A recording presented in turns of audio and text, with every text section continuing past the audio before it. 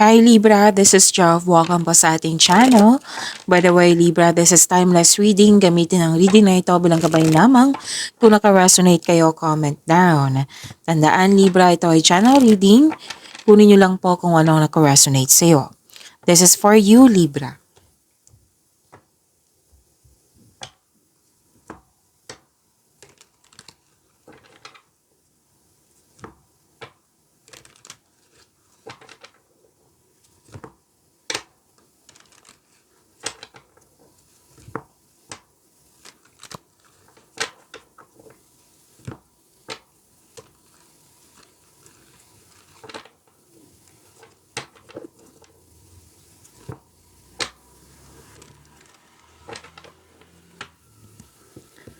Para po ito sa iyo Libra.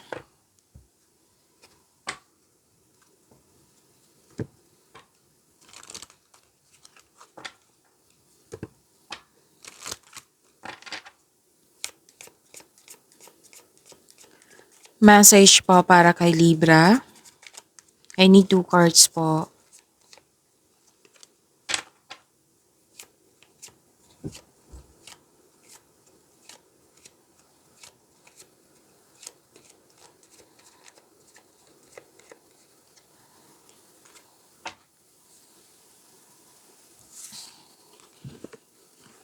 Okay. Libra. Ang sabi po dito, forgive someone. It might be may humihingi ng tawad sa iyo, or it might be may nagpaalala sa iyo or naalala mo na isang tao or isang bagay or isang sitwasyon na nahihirapan ka. Oo. Pwedeng may sitwasyon na hindi mo nagustuhan. Pwedeng tao to. Pwedeng bagay. Forgive yourself also. Kailangan yan forgive yourself. In order to find peace, kailangan po ng forgiveness. Pwedeng sa isang tao, sa isang sitwasyon, lalo na ang iyong sarili. Forgive yourself. Libra. Pwedeng sinisisi mo yung sarili mo or nag-self-pity kayo ngayon. So, kailangan ng forgiveness in order to find peace. Let go mo na ito para magkaroon ng chances na pumasok yung pagbabago po. New beginning. So, deserve nyo magkaroon ng inner peace. Libra. Next message is, nourish your body with high-vibing energy. Okay, so some of you, nagpasya na, na magkaroon ng healthy routine. It might be nagpasya kayo na mag-exercise. Pwede din na nagpasya kayong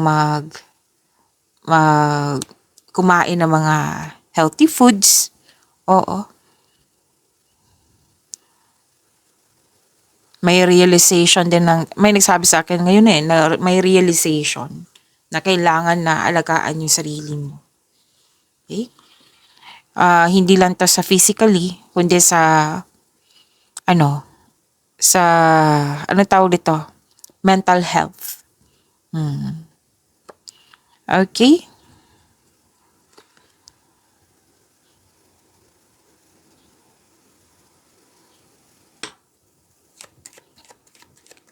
Maraming salamat po sa inyong patuloy na suporta sa mga nag-donate, sa mga hindi nag-skip ng ads, maraming salamat po. Sa mga hindi pa nag-subscribe, subscribe na po kayo at click bell notification para malaman nyo na may bago tayong video. Para sa mga gustong magpa-reading po, comment po kayo ng personal reading. Again, comment kayo ng personal reading and check my reply sa comment section. Oh, Libra. May nakita ako ditong importanteng ganap sa passion mo. May nakita rin ako ditong gumagawa ka ng importanteng desisyon. Tapos, ang ilan sa inyo, nagpa siya na mag-self-study or magpa-enroll. Sa workshop ba ito? Sa school ba ito? Sa seminar ba ito? Pwedeng self-study to ha. Nagbabasa ng libro, document, or sa internet para may makuhang learnings and clarity. Pwede din nag-uusap kayo tungkol sa education, student or teacher. Yes po. At may malalaman kayong sekreto po. And may nakita ako ditong proposal. Pwedeng sa career and money to, nagkasundo kayong dalawa, pwedeng may deal, agreement, commitment, ano pa. Pwedeng signing of contract din to. Basta nagkasundo kayo sa isang tao.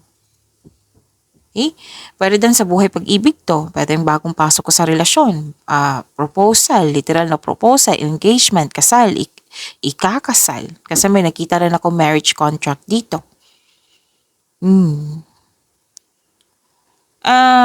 Ingat lang po kasi parang na-provoke ka dito sa isang tao. Nasaktan ka kasi, nagalit ka, at nagkaroon ng argument. So, ingat lang.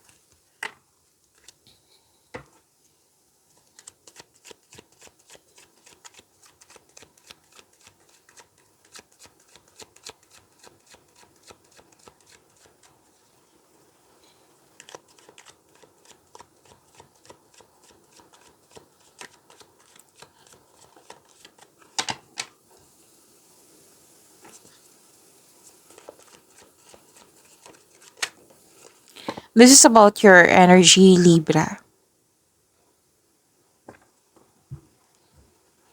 Para sa mga bago dito, kung may napansin kayo na repeating message, yan po yung pinupush ng cards sa inyo. Like for example, nanood kayo sa isang video reading nyo. Sa inyong monthly Gabay Tarot reading, weekly Gabay Tarot reading, second half of the month of October at dito 10. At may napansin kayo na repeating message. Yan po yung pinupush ng cards sa inyo na kailangan yung bigyan ng atensyon, solusyon at aksyon kung maaari po. So na yung energy ni Libra.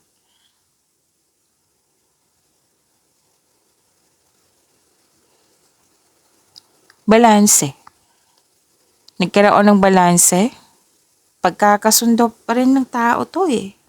Oo. Naalala niyo sinabi ko kanina dito may nagkasundo kayo sa isang tao.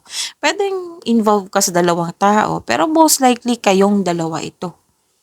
Nagkaroon ng pagkakaisa, nagkaroon ng pagkakasundo, balanse, pwedeng sa emotion mo to, pwedeng sa kaperahan mo ito, pwedeng like for example, magulo the other week or the other week or the other day. Tapos ngayon, naging balanse na.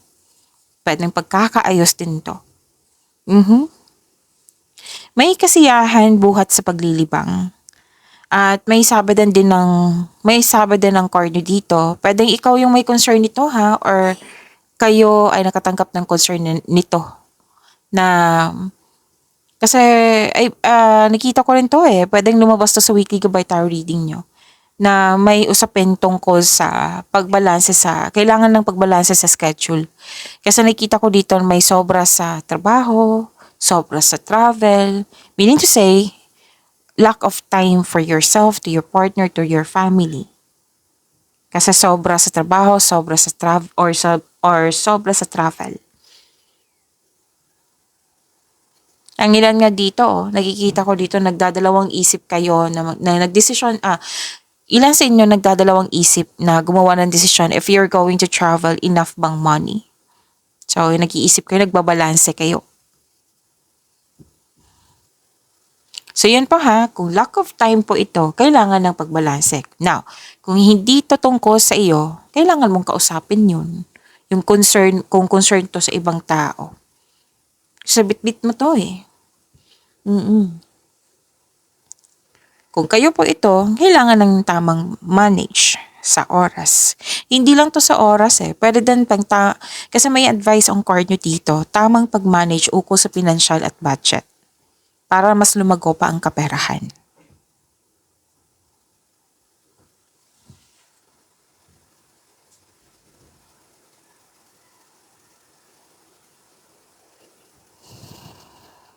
Okay. Yung naalala niyo yung sabi ko kanina dito na may bagong relasyon, bagong pasok sa trabaho, pagkakasundo, promises, nakita ko rin dito sa energy mo. Pwedeng bagong pasok sa relasyon, bagong pag-ibig, ligawan ba to, crush mo ba ito, naka-receive ka ng unconditional love, pwedeng ikaw yung nagbigay, oo. Puwedeng bagong kaibigan din. Nakikita ko nga dito na inalagaan mo yung sarili mo, which is lumabas din dito. 'Di ba, na inalagaan mo yung sarili mo, ang ilan sa inyo ng yun nga, health routine. And para din ano, nagpaganda kayo, nagpapogi kayo, nagkaroon kayo ng time sa spa, book kayo sa spa or sa salon, or bumili kayo mga gamit, nagkaroon ka ng me time. Which is good kasi kailangan to eh. 'Di ba? Sinabi kanina dito na kailangan balansehin ang oras. And nakikita ko rin dito na ikaw ay nagfo-focus sa self-love. You're taking time for yourself. So, nagkaroon ng personal development. This is a gift from the universe. Ang ganda. Kasi ang sabi ng card dito, whether single ka man, marelasyon sa buhay mag-asawa, the divine is offering you a new love. May parating na bagong pag-ibig po, which can arrive in many forms, such as self-love, bagong relasyon, bagong connection sa isang tao, na magbibigay sa iyo ng love, peace, and happiness sa iyong buhay. So, this card asks you to be open sa pag-receive ng gift na ito.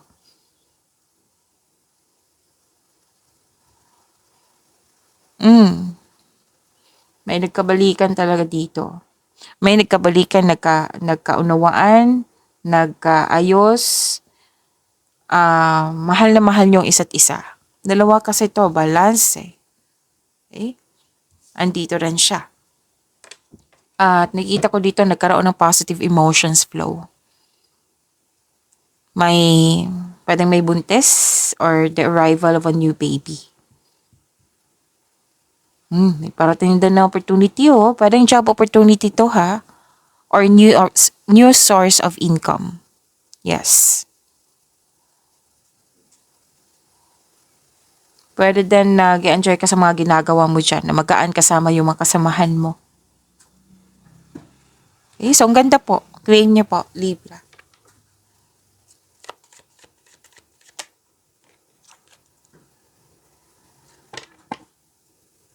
Career and money po ni Libra.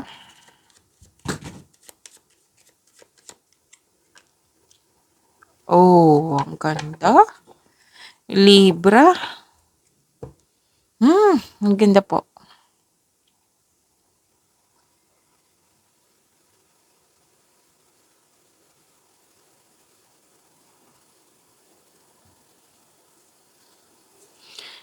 Sa dalawang card na ito, kitang-kita ko yung happiness mo. And you deserve this, Libra. Inom muna ako ng tubig.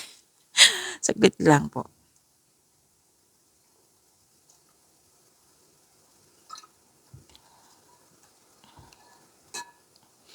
Okay. Happiness, fulfillment, completion of cycle. Granted yung manifestation mo, fulfillment sa pangarap. At success in workplace and home. I-acknowledge mo ang nagbigay ng suporta sa'yo. Yung grupo ng tao, very supportive sa'yo. Opo. Kung ikaw ay may balak mag-change career or magtayo ng negosyo, know that you have a very supportive group of people. Very supportive talaga sila sa'yo. So, yun po ha, granted yung manifestation mo, may fulfillment sa pangarap, may kasiyahan po dito sa grupo ng tao.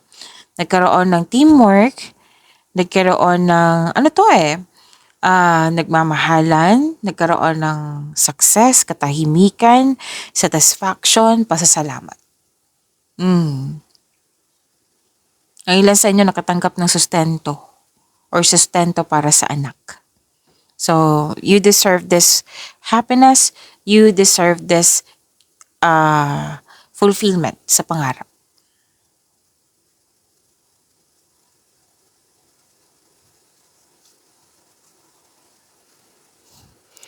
Wow, makaka-receive ka ng malaking pera or an expected job opportunity. Yes, parating na or dumating na, makaka-receive ka ng malaking pera. Ang advice po nito is you will need to be patient. Kailangan ng mahabaan ng pasensya, huwag mag-alala, darating po ito. Pwede dumating na ngayon kung kailan nyo ito napanood. Pwedeng may nagbigay sa'yo or expectation mo to, pwedeng sweldo mo ito. Basta po may parating na malaking pera or unexpected job opportunity na makapagbigay sa iyo ng malaking pera. Di ba ang ganda? You deserve this, Libra. Claim niyo po. May growth and expansion ako nakikita dito. Development, success. Kasi, ano dito this is about love, beauty, money, creativity. Ang ganda ng cards nyo, Libra. So, be happy with the results of your action. Abundance and success nakikita ko dito sa dalawang card na ito. Ang ganda.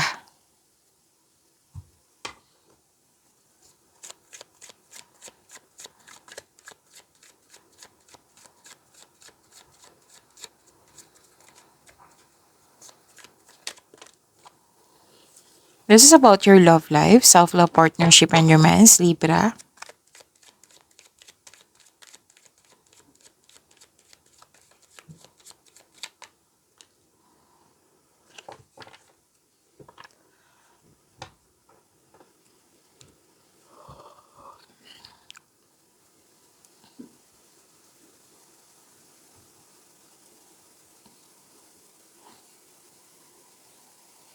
Okay, para sa mga single, sabi po dito,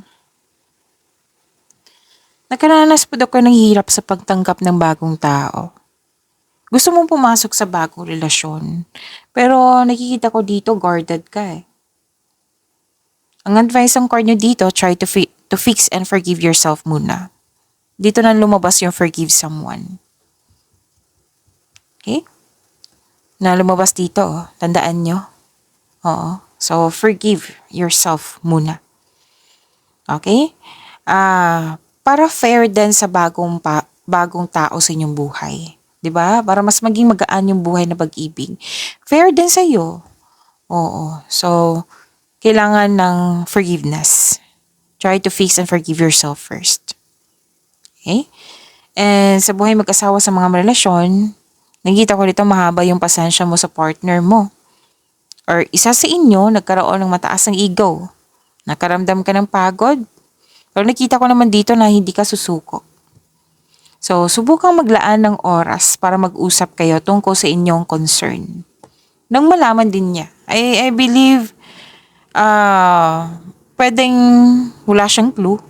Or pwedeng denial din po yung taong yun. Basta po ipaalam naman sa kanya kung ano yung main concern mo. Nahihirapan ka sa adjustment.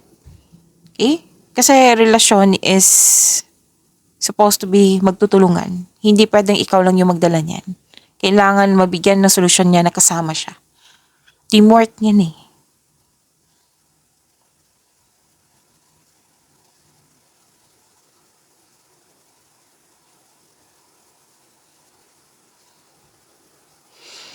Okay, makinig po kayo sa inyong intuition. Sabi ng iyong card, single ka man may relasyon sa buhay mag-asawa.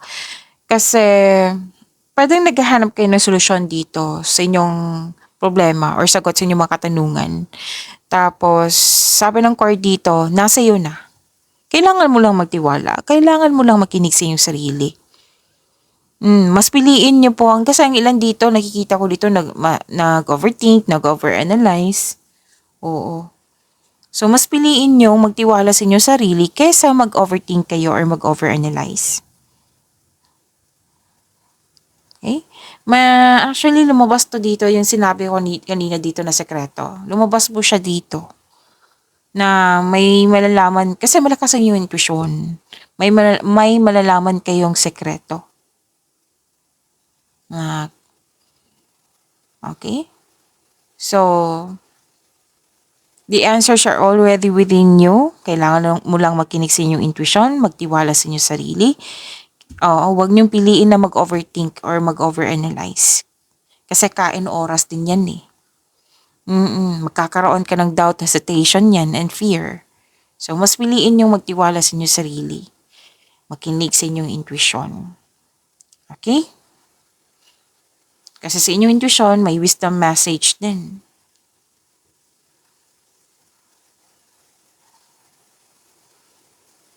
So, may natuklasan ka ng nangyari na katotohanan na hinarap mo,